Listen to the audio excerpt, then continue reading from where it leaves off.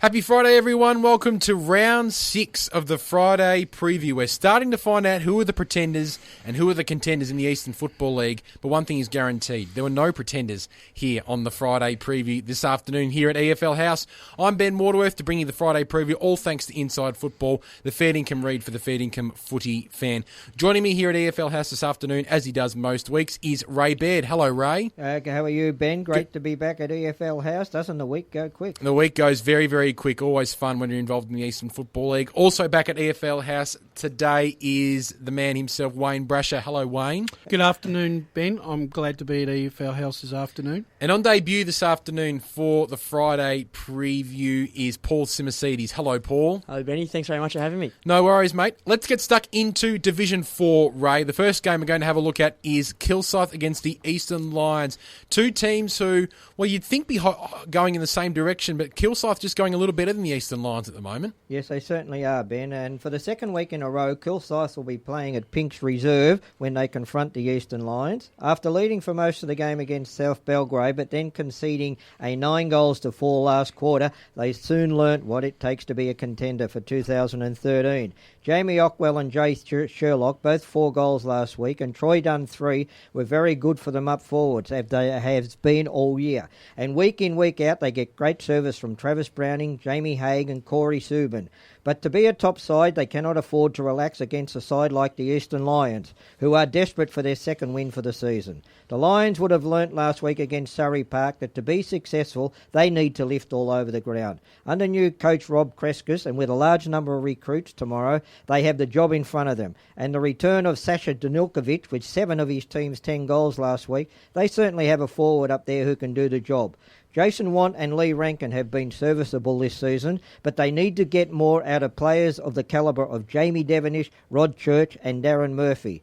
A win to the Lions would be great, but I think that the rampaging Cougars of the Kilsyth variety will win out in the end comfortably. Park Orchards take on Canterbury tomorrow afternoon. Brash, two teams who are towards the bottom of the Division 4 ladder at the moment. Only one win between them so far this season. Yes, BW. In the overall scheme of the season, both Park Orchards and Canterbury will see this as a huge opportunity to score a much-needed win, considering their disappointing starts to the year.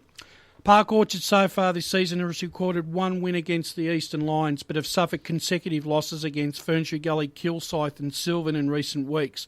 Park Orchards will once again rely on players like Coughlin, Turner and Rowland to continue their good early season form, with the Faher brothers Thomas and Christian and leading goal kicker Liam Bahaja to kick a winning score. Canterbury, on the other hand, has really struggled to make an impact on any game this year. Their best performance was a 39-point loss against South Belgrave a couple of weeks ago, but apart from that, they have suffered some heavy losses as well. Canterbury as a team will need to lift to support the likes of Karapetis, Chapman and Blackham, who have been their shining lights so far this year, whilst they need more scoring options to help out Brett Johnson, who heads the Cobras goal kicking so far this season. Whilst Park Orchards' form is nothing to write home about, Canterbury's away form on paper has been dismal, so I'm tipping Park Orchards to get the points by 5 goals. A bit of a local rivalry, Seymour, between Nunawading and the Forest Hill Football Club. Like Kilsyth and the Eastern Lions, only one win between these two teams so far in 2013. Yeah, well, on the surface, it's 10th versus 6th, but it's a much more exciting, much more important game than that for both sides. Forest will have to win to stay in touch with finals. It's as simple as that. I think they're a team who are good enough to play finals in Division 4, so they would want to win this game, obviously, to get up there. And they've unearthed a goal kicker in Nathan Jamay. He kicked 6 last week, but kicked 13 for the year, so that's what they needed after the big fella Wine left a couple of years ago. And Jake Rowe, he's been fantastic in the middle there, goal-kicking midfielder, which is what every club needs, especially down in the lower divisions. Nunawading are a bit iffy for mine. They're neither here nor there. They'll win games against your Canterburys and that sort of thing, but once they come up against the better sides, I think they'll struggle to compete, and it'll probably happen for most of their season, unfortunately for them. I think I'll be tipping Forest Hill quite comfortably. Make sure you take your earplugs up to Coldstream Reserve tomorrow, Ray, and your hearing aids, because Coldstream take on South Belgrave. It's 7th versus second. The Cougars will be a little bit more confident after finally getting a win last weekend. Yeah, look, this is going to be a great game. Look, Coldstream, after a dismal start to the season in the first 3 rounds and then coming off a bye, are now a team that are going into tomorrow's game against South Belgrave full of confidence. Their defeat last week of Canterbury to the tune of 110 points, and with Liam Doughty and coach and EFL legend Matt Price showing some great form, they should be a team to be reckoned with. The naming of Bailey Fricks, Ricky Wilson-Ross, Adam Dale, Michael Callanan in their best last week are real good signs of things to come. They now find that the big Belrad Singhy showing a bit of the form that we'd heard about pre-season. But tomorrow they come up against the best in Division 4, South Belgrave, who are coming off a 13-point win against the gallant Kilsyth. The performers for them in that game were Todd Burley, Braden Zale, Dustin Apps and Mark Haley, and the ex-Roval player John Horton. Good sides always find a win, and that's what they did last week. But they've had a tough couple of weeks, and maybe a letdown is just around the corner. I'm predicting an upset here. I'm going for Coldstream by 10 points. And the final game in Division 4, Brash, is the Ferntree Gully Eagles hosting Surrey Park out there at Ferntree Gully. This won't be any walk in the park for the Eagles, and I think they know that as well. No, fantastic game set down for decision tomorrow between the unbeaten Gully and the ever-improving Panthers of the Surrey Park variety. So far this season, Ferntree Gully haven't put a foot wrong with the likes of Hagar after a 9-goal haul last week. Josh West, Paul Giannopoulos and Robbie McCrone are perennially being in their best players in the opening matches. Ferntree Gully boasts the second best defence in the competition, only allowing an average of 70 points per match. After being cellar dwellers for many years, Surrey Park have been a revelation this year and surprised a few with their great start to the year.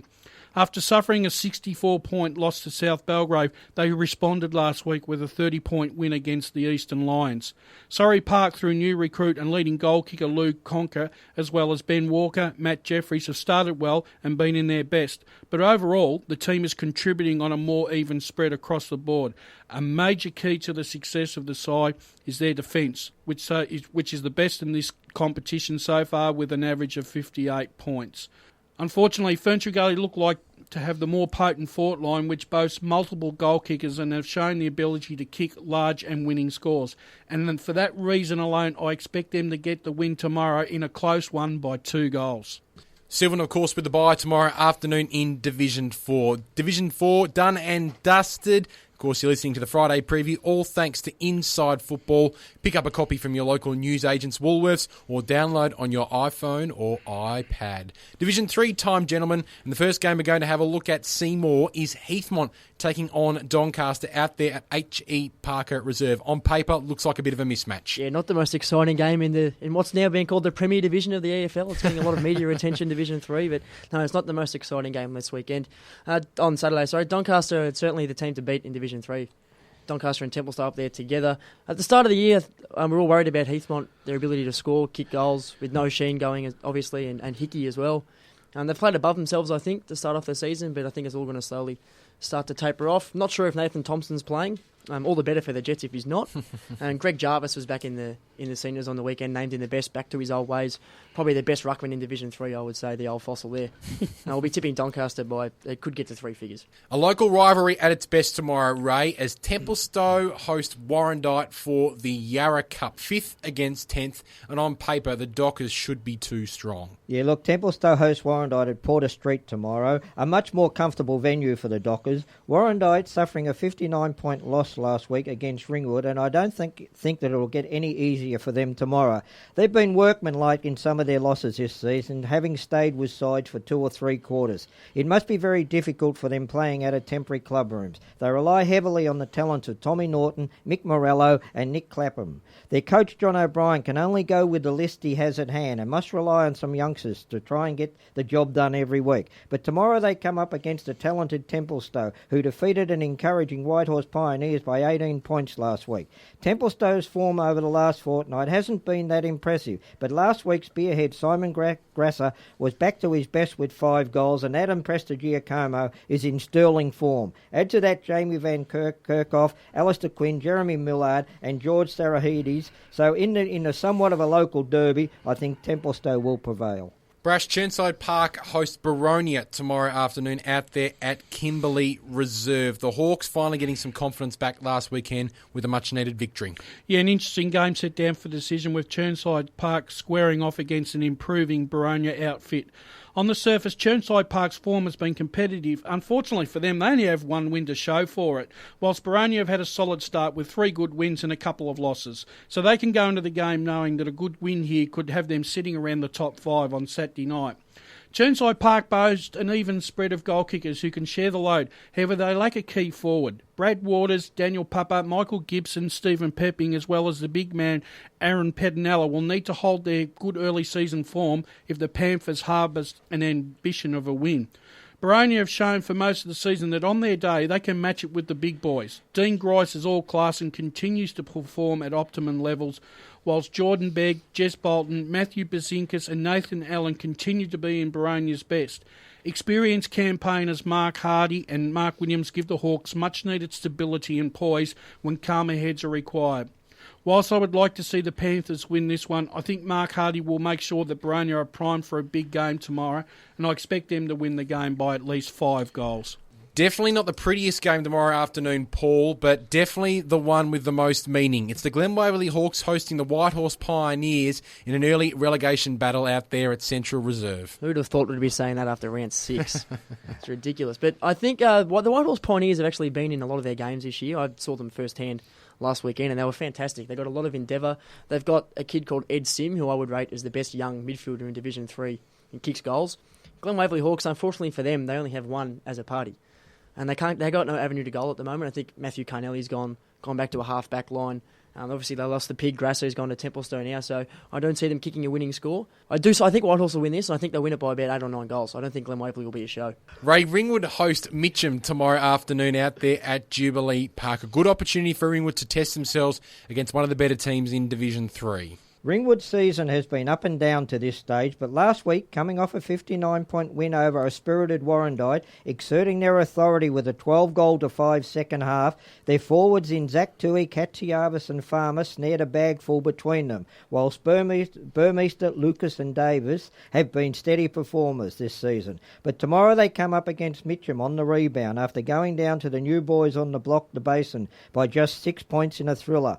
Although trailing all day and charging home with a 6-goal-to-1 last quarter, by all reports from people at that game, it was a case of not will they, but when will they put their foot to the floor. Mitcham's forward line is also potent in David Searle, Steve Pym and Daniel Turcarelli, and they have great leaders all over the ground in Captain Jared Whitnish, Dan Turcarelli, Trevor Batchelor and the evergreen Johnny Pignataro. Big. The wide open spaces of Jubilee Park will not daunt them as they run in numbers off the half-back line to set up forward attacks. I believe they have the players down back to restrict the Redbacks forwards. Ringwood's roller coaster ride to continue. Mitcham for mine by 25 points. Looking across all 4 divisions tomorrow, Brash, Wanturna South and the Basin looks like the game that you just have to go to if you're an EFL lover. The Devils host the Bears out there at Walker Reserve. Yes, BW, match of the day status in Division 3. The Bears come out of hibernation to travel downstream to Walker Reserve tomorrow to take on the Devils.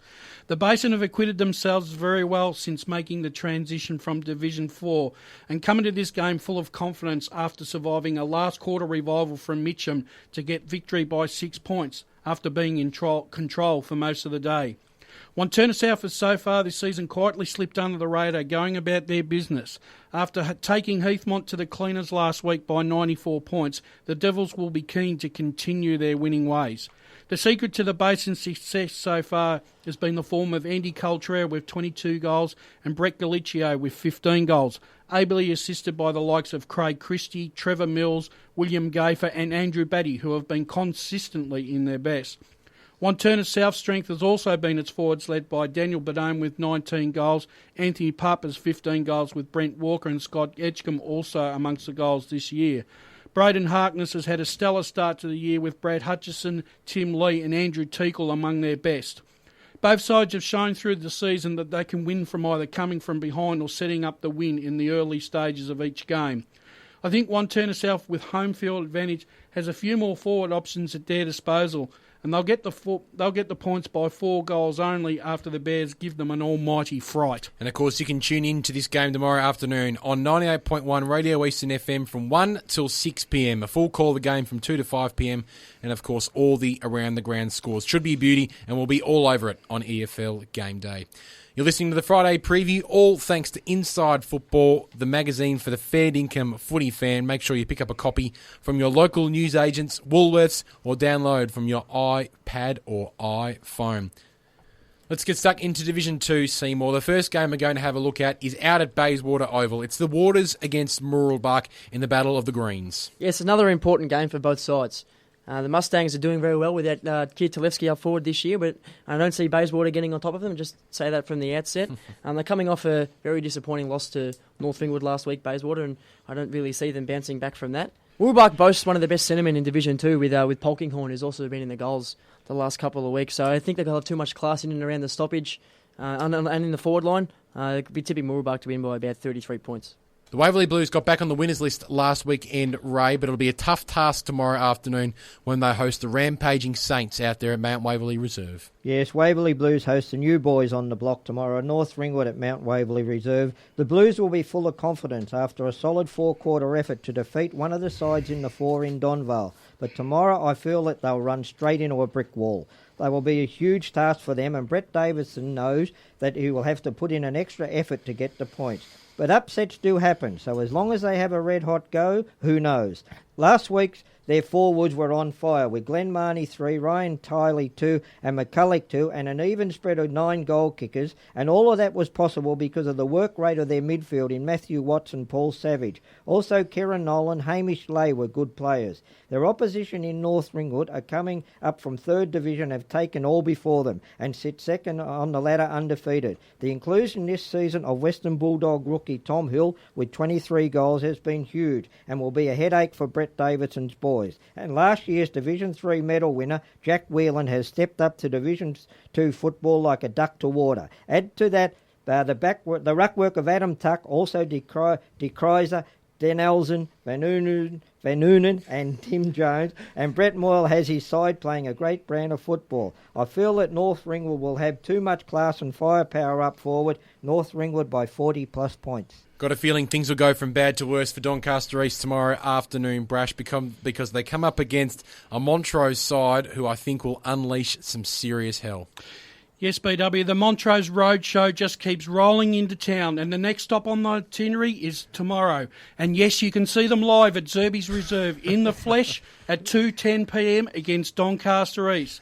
Montrose have taken all before them, and last week came up against Croydon, who provided a genuine challenge and spirited opposition.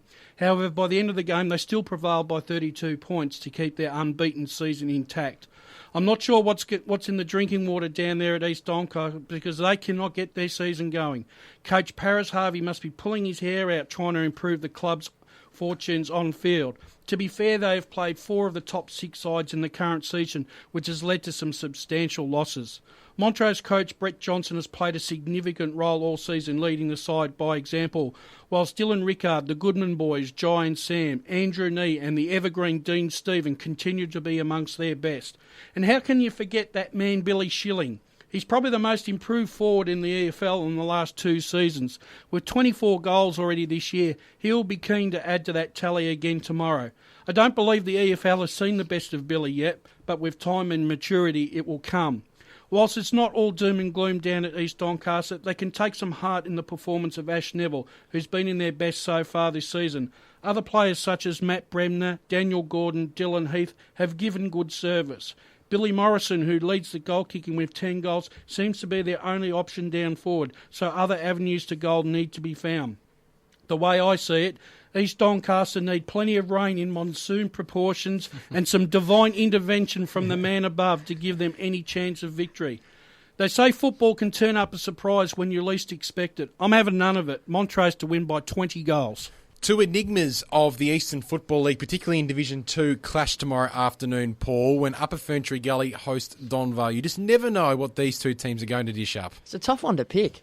Dunvale are coming off a very disappointing loss to the Waverley Blues last week. And Upper Gully have been competitive in most of their games. I think they kicked 6 or 7 goals in the quarter against North Ringwood not too long ago. They could have won last week, but they think they kicked 19 behinds or something like that. So they've certainly been in games. It's tough to win. I think I'll be picking Upper Ferntree Gully just because they're playing at home. It's an absolute toss of the coin for me at the moment. Post coming off 5 goals last week, they'd probably need to get 3 or 4 out of him again to win. With the form of guys like Max Otten, aren't really what they should be at the moment, so I'll be tipping Upper Ferntree Gully by 15 points. Final game in Division 2 tomorrow, Ray, is Croydon hosting Mulgrave out there at Melbourne Oval, as it's known out there at Croydon Oval. Big opportunity for Mulgrave to test themselves, but Croydon look like they've got a point to prove in Division 2 this season. You look, Mulgrave, they certainly put their season back on track last Saturday with an 85-point win over Doncaster East. They came to play with a 7-0 first quarter to set the game up and repeated the same dose in the third. Last week I said that I didn't know where their goals would come from. Well, they proved me to be wrong, as stalwart Adam Booth with 5, Lockie Ryan 4 and Ben Gilling with 3 did the job for them. Tomorrow they come up against better quality opposition in Croydon. To get the points, they will need to bring their A game. Big Alan Cleven was brilliant last week, but he will have his work cut out for him tomorrow up against the might of Tim Green and Will Gordon. They will need to use the run of Dean Sekoulis, Tim Knowles and Naru Jamer and have Seb Henderson, Luke Parker and Adam G at their best.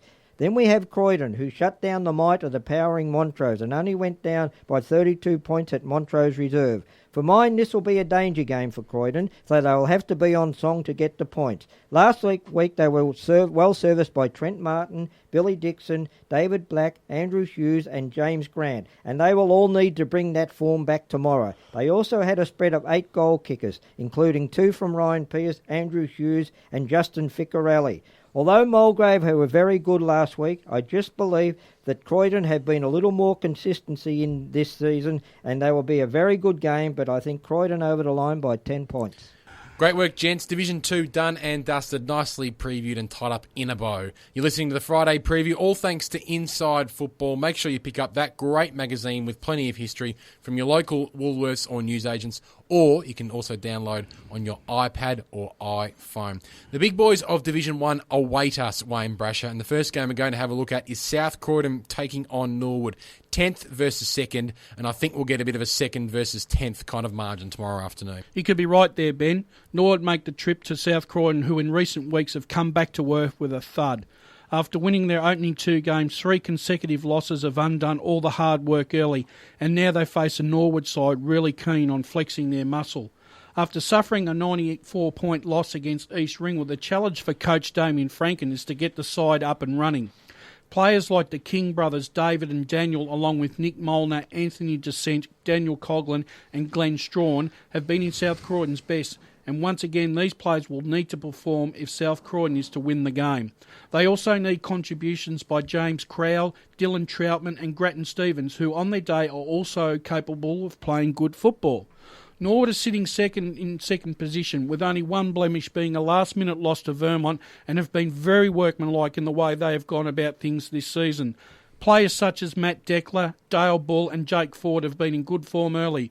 Brent English and Rhett Jordan continue to provide the grunt and hard run that sides need.